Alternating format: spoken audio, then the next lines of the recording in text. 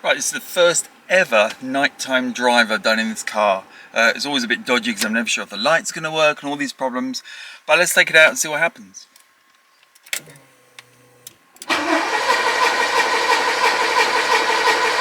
If anything happens.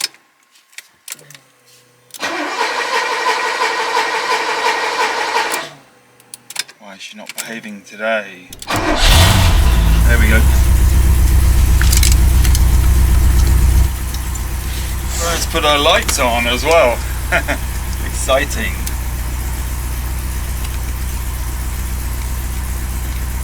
Lights are up.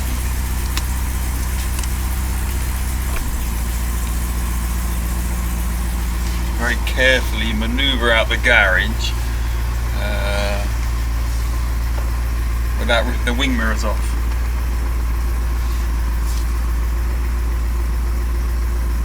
One.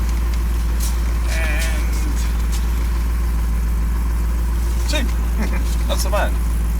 Okay, so there's no backlight working on the cluster. Good to know. Headlights work though.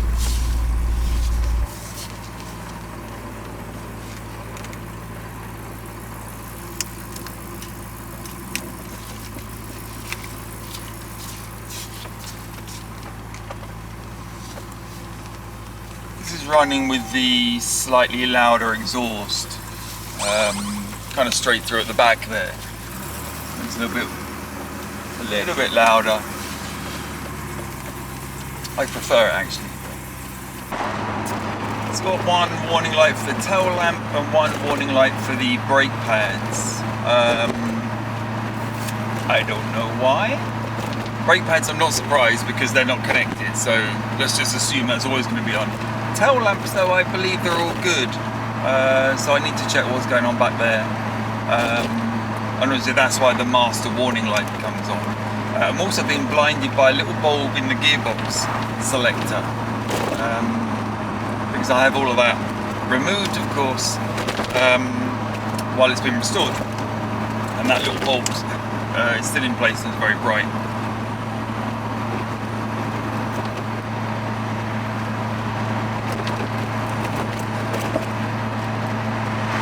Headlights all seem to work quite nicely.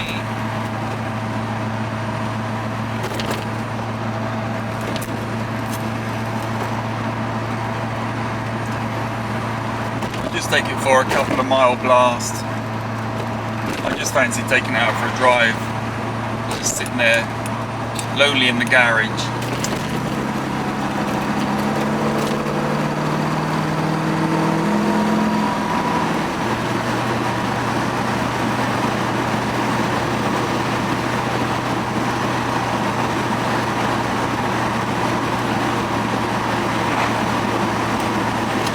I'm slowly inching towards taking it off the road, stripping it right down to nothing, grinding all the paint off and handing it over to the sprayer.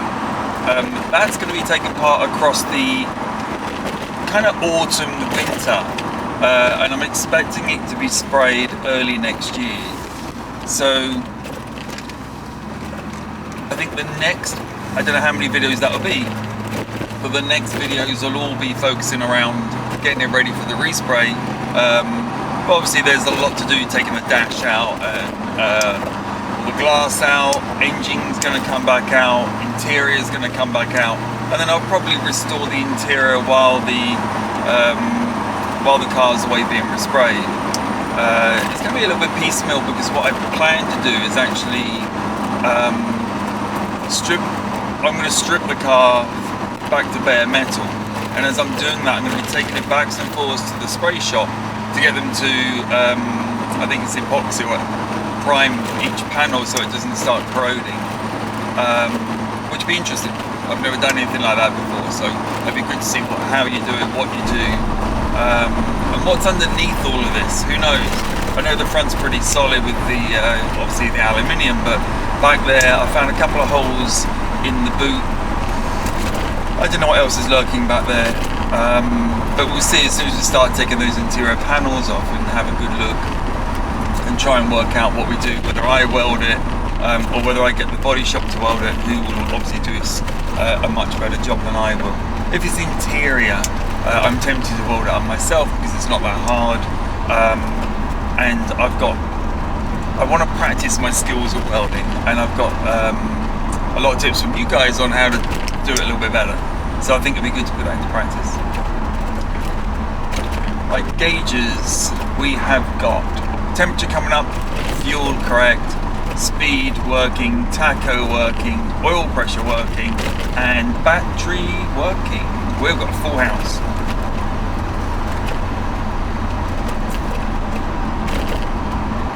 Now I need to recalibrate the speedo because embarrassingly that is a long way off.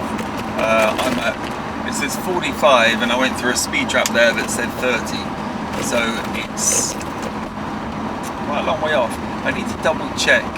When I did my calibration, it's possible I didn't use a 12 volt battery, which would change things a lot. If I was using the 9 volts from the Arduino, I think I was powering it at 9 volts, that would be the correct factor out. I think it'd be correct factor out.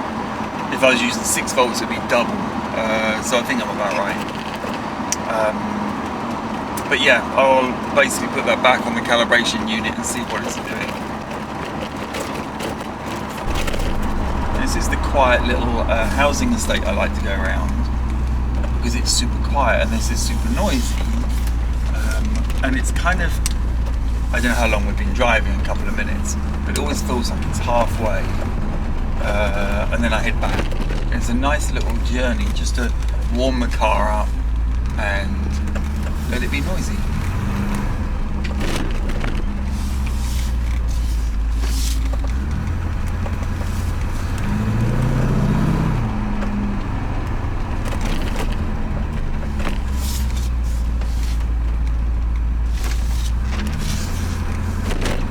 It's also quite bumpy, which is good for testing rattles and squeaks and all the little bits that I need to look at. What's the squeak actually out there? Maybe brakes?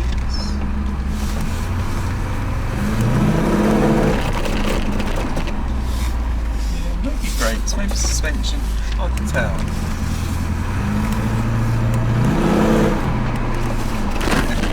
It does sound good though.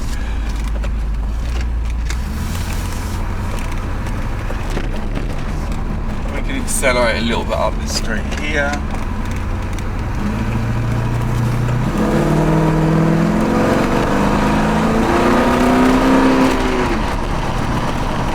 Up to 4,000 RPM. It's quite free flowing. The exhaust is quite free flowing, which I think has helped the performance of the engine. It seems quite happy to rev. Obviously, I've never driven this with the standard exhaust, but this seems really quite happy. And having put the system together, go check video, whatever it is. Probably around video 90, maybe episode 90. I know what's in that exhaust and there is not a lot of restriction. There's obviously an X-Flow sort of underneath my hand right here, and then there's the 2 silencers, but they're pretty much straight through silencers. I forget the term for them now, and that's it. There's nothing else back there.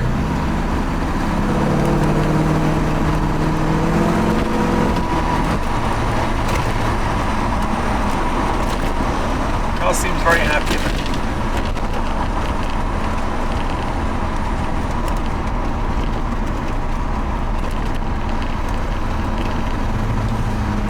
Get a little blast down here, blow out some of the cobwebs.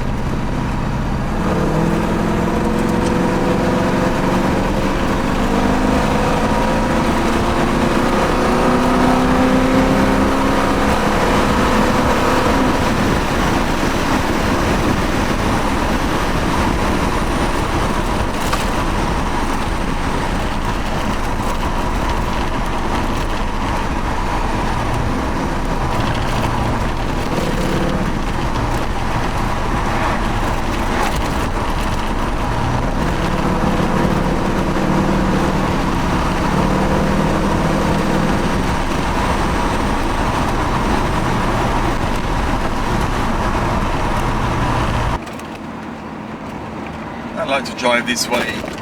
Again, it's through a little village. very high buildings, so you get lots of echo from the exhaust, which is really cool. And it's the same just here. I turn this corner.